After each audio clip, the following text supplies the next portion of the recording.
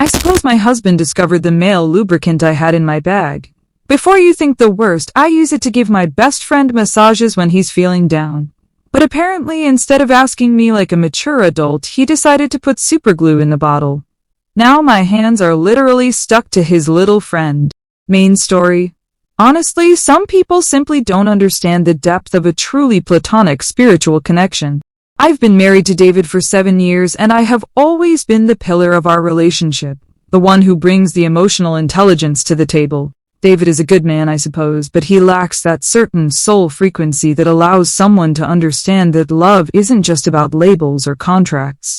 He has this incredibly narrow, almost prehistoric view of what a wife should be, which usually involves me being his personal assistant while he ignores my need for intellectual and emotional stimulation. I've spent years trying to educate him on the nuances of modern companionship, but it's like talking to a brick wall that only cares about football and what's for dinner. That's where Julian comes in, my absolute best friend and soulmate in a non-traditional, purely supportive sense. Julian has had a very difficult year, dealing with the kind of existential dread that David couldn't even begin to fathom. Because Julian is so sensitive, his muscles tend to lock up whenever he's feeling particularly overwhelmed by the world's negative energy. As a devoted friend, I took it upon myself to provide him with healing touch sessions, which are essentially therapeutic massages designed to release that trapped trauma. It is a selfless act of service, yet David has always had this ridiculous simmering resentment toward the time I spend helping Julian heal. A few weeks ago, I decided to buy a specific brand of male lubricant because, as any professional therapist will tell you, friction is the enemy of relaxation. I chose a male-targeted brand because Julian's skin is particularly masculine and rugged, and I thought the pH balance would be more suited to his specific epidermal needs. I kept it in my designer handbag, tucked away like any other medicinal essential, because I didn't want David to overcomplicate something so simple with his typical jealousy. I shouldn't have to hide my altruism, but when you live with someone as emotionally stunted as David, you learn to protect your peace. It wasn't a secret. It was a boundary I set to avoid his inevitable, uneducated tantrums. The trouble started when I noticed David lingering around my dressing area a few days ago, looking all shifty and suspicious. I asked him what he was doing, and instead of being honest, he made some comment about looking for a pen, which was an obvious lie. I knew he'd been snooping through my things because my bag wasn't sitting at the exact 45-degree angle I usually leave it in. At the time, I just sighed and figured he was having another one of his insecure episodes where he feels threatened by my independent social life. I didn't think for a second that he would stoop to the level of actual physical sabotage because that would require a level of malice I didn't think he possessed. Yesterday, Julian called me in a complete state of emotional collapse because his succulent had died, and he felt it was a sign of his own fading vitality. I knew I had to go over there immediately to perform an emergency alignment massage to get his chakras back in order. I grabbed my bag, checked that my therapeutic oils, including the special lubricant, were there, and headed over to his apartment. I felt like a literal angel of mercy, sacrificing my afternoon to pull a friend out of the trenches of despair. David saw me leaving and didn't say a word, just gave me this weird, smug little smirk that I interpreted as him finally accepting his place in my life. When I arrived at Julian's, the atmosphere was heavy with grief, so I told him to lie down and prepare for the healing. I took out the bottle, and even though the cap felt a little stiff, I just assumed the air conditioning had caused some crystallization around the nozzle. I didn't want to waste time with small talk, so I poured a generous amount onto my palms to begin the localized treatment on his lower back and hip area. Julian was sighing with relief, and I felt so proud of myself for being the only person who truly knows how to handle his fragility. I was working the product in with deep circular motions, really trying to fuse our energies for the sake of his recovery. Suddenly, I noticed that the oil wasn't getting more slippery with the heat of my hands. It was actually starting to feel quite tacky and warm. I figured it was just a high-quality, long-lasting formula that reacted to body temperature to provide better grip for deep tissue work. I continued the massage, moving my hands with purpose until I reached a particularly tense area that required a firm, sustained hold. Julian made a strange sound, something between a gasp and a whimper, which I took as a sign that the trauma was finally being released from his system. I pressed down harder, ensuring my full palms were in contact with his skin to maximize the therapeutic benefit. That's when the horror set in. I tried to lift my hands to transition to his shoulders, but they wouldn't move. At first I thought I had just cramped up from the intensity of my selflessness, but then I realized my skin was literally fused to his. I pulled harder, and Julian let out a scream that definitely didn't sound like healing, but more like a man who was being flayed alive. I looked down and saw a strange white residue forming around the edges of my fingers where they met his back. Panic began to bubble up, but I stayed calm because I'm the rational one, and I assumed it was just a very intense chemical reaction to Julian's unique sweat. Julian, don't move. I think the pH balance of your skin has caused a vacuum seal with the organic compounds in the lubricant, I explained firmly, trying to keep him from hyperventilating. He wasn't listening, though. He started thrashing around, which only made the bond tighter and caused the most agonizing pulling sensation on my palms. It was then that I smelled it, that unmistakable, sharp, chemical scent of industrial-grade superglue. My heart dropped as I realized David hadn't just been snooping. He had committed a literal crime against my person and my friendship. He had weaponized my desire to help a friend, proving once and for all how deeply disturbed and immature he truly is. Now we are stuck in the most ridiculous and painful position imaginable, and Julian is crying like a child instead of helping me think of a solution. I am currently trying to reach my phone with my toes while my hands are permanently bonded to my best friend's lower torso. It's incredibly inconvenient, and the fact that David hasn't called to apologize yet shows just how little he cares about the safety of his own wife. He's turned a beautiful moment of emotional support into a literal sticky situation, all because he can't handle the fact that I have a life outside of his boring existence. This is a complete overreaction to a bottle of lube, and honestly, I am the one who deserves an explanation for this toxic behavior. Main story comments. Anonymous user 1 says, healing touch with male lubricant on his lower torso. Girl, you were definitely not just massaging his chakras. Your husband is a legend for this.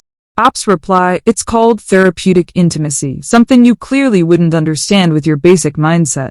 The brand of the product is irrelevant to the purity of the act. And David's reaction was practically domestic terrorism. Anonymous user 2 says you got caught red-handed literally. Why on earth would you use male lubricant for a back massage unless you were planning on massaging something else? Ops reply, I already explained that Julian has masculine skin requirements. If you choose to see something dirty in a medical necessity, that says more about your perversion than my character. Update 1. It has been 3 hours since we became a human centipede of emotional support, and the situation has only devolved into absolute chaos. Julian's apartment building has paper-thin walls, so naturally the neighbors heard his histrionics and decided to call the paramedics instead of minding their own business. When the fire department burst through the door, I tried to maintain my dignity and explain the scientific possibility of a chemical vacuum seal, but they just looked at us with these judgmental, unprofessional smirks. One of the younger paramedics actually had the nerve to chuckle while he was assessing the bond between my palms and Julian's skin. I told him that his lack of empathy was exactly why the healthcare system is failing, but he just ignored me and started talking about solvent options. To make matters infinitely worse, David chose that exact moment to stroll into the apartment, looking entirely too refreshed for someone who just attempted to mutilate his wife. He didn't even look shocked. He just leaned against the doorframe with his arms crossed, watching the firemen try to figure out how to transport us. I started demanding an apology immediately, explaining how his little prank had put my health at risk, but he just looked at his watch. He had the audacity to ask the paramedics if they needed a copy of the glue's ingredients, which he had conveniently kept on the kitchen counter at home. It was so calculated and cold-blooded he wasn't even hiding the fact that he'd planned this assault on my altruism. The paramedics eventually decided they couldn't safely separate us on site without tearing Julian's skin or my own, so they had to load us onto a specialized gurney together. Imagine the humiliation of being wheeled out of a building stuck to your best friend's back while your husband follows behind taking photos on his phone for legal purposes. I kept telling the onlookers that this was a freak laboratory accident involving a contaminated batch of massage oil, but no one seemed to care about the truth. Julian wouldn't stop moaning about the pain, which was honestly so selfish considering I was the one whose reputation was being dragged through the mud. By the time we reached the ambulance, I was so exhausted from defending my honor that I barely had the energy to yell at David for his disgusting lack of trust. Update 1 comments. Anonymous user 1 says your husband taking photos for legal purposes is the most prepared king move I've ever heard of. He's building a divorce case in real time.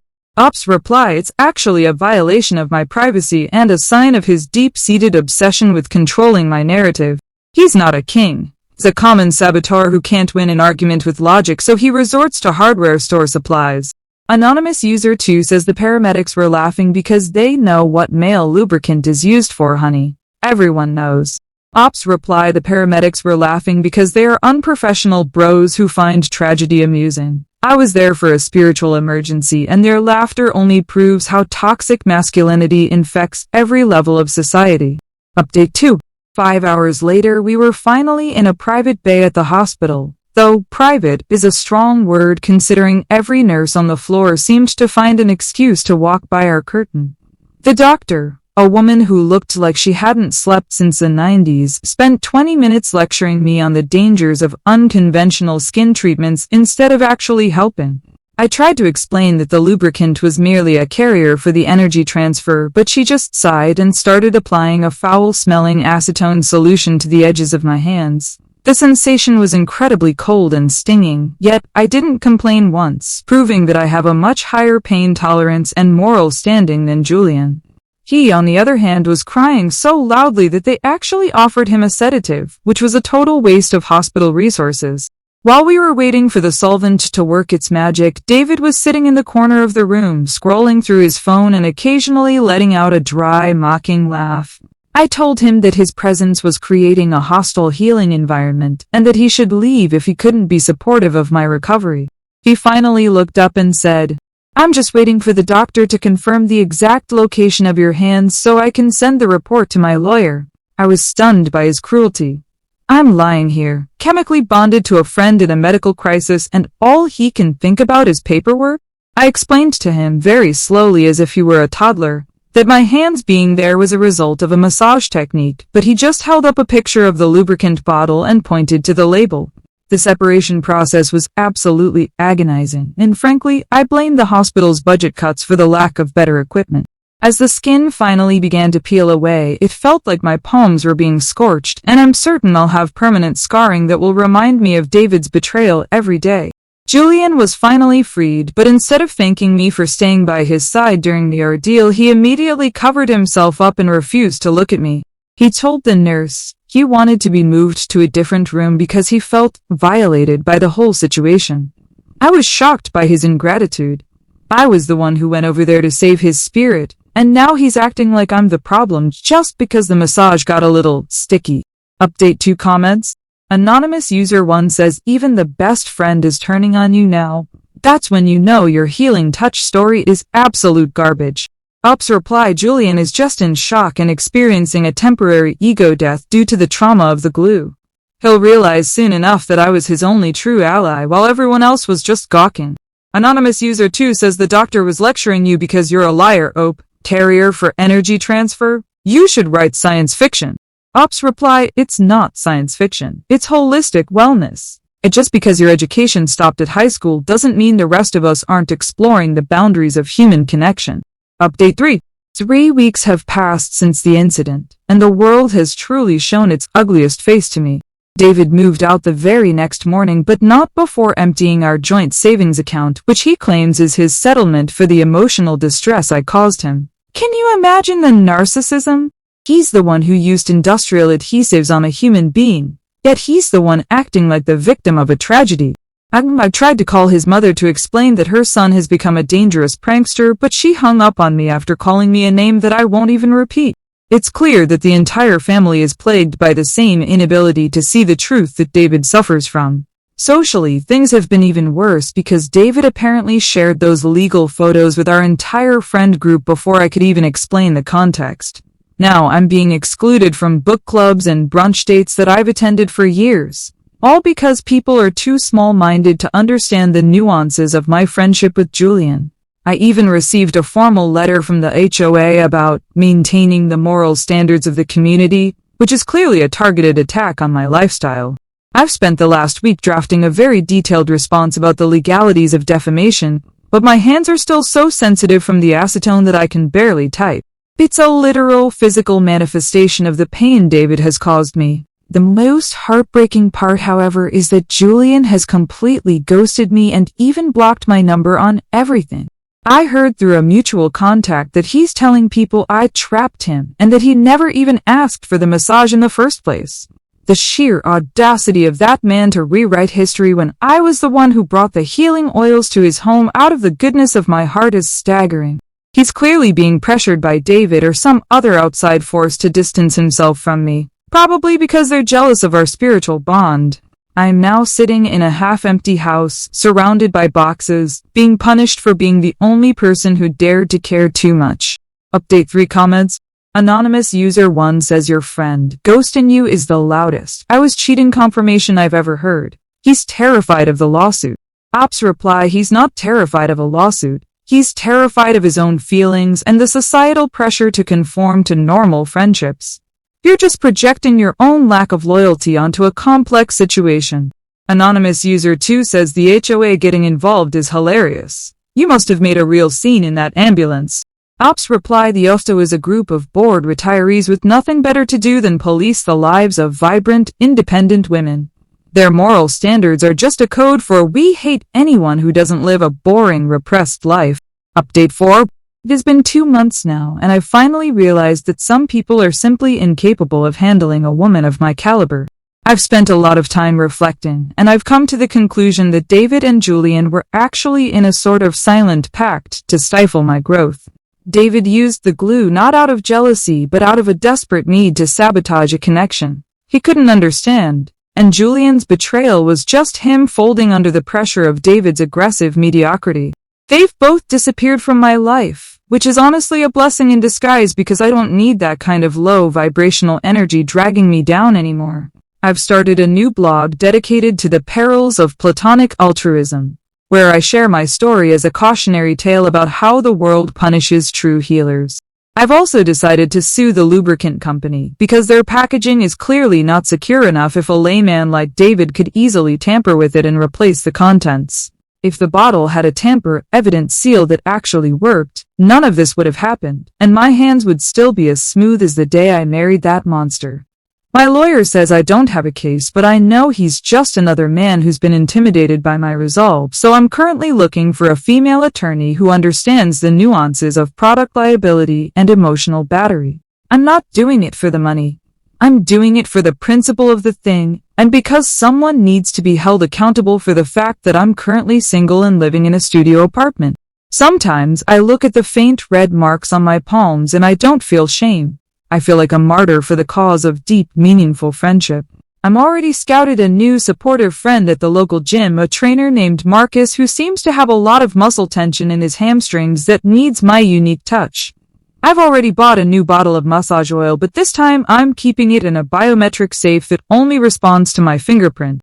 I've learned my lesson. You can't trust people to respect your boundaries, so you have to guard your tools of healing with your life. David thinks he won by taking the house and the savings, but I have the one thing he'll never have: the absolute certainty that I was right all along.